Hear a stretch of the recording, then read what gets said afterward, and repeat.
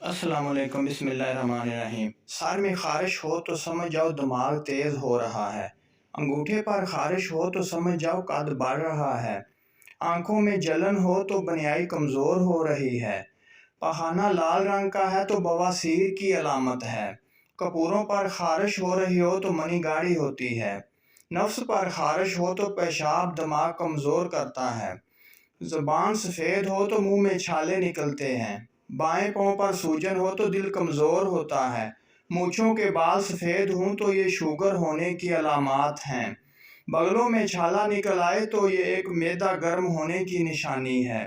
آواز موٹی ہو جائے تو یہ گلے کے کینسر ہونے کی علامات میں سے ایک ہے،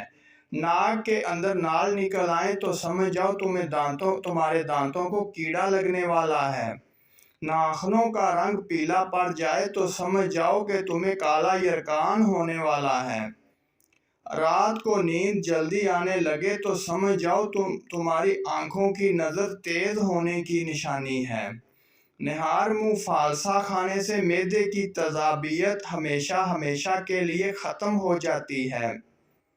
رات کو مکھن کھانے سے چہرے کی جلد نرم و ملائم اور جھریاں ختم ہو جاتی ہیں۔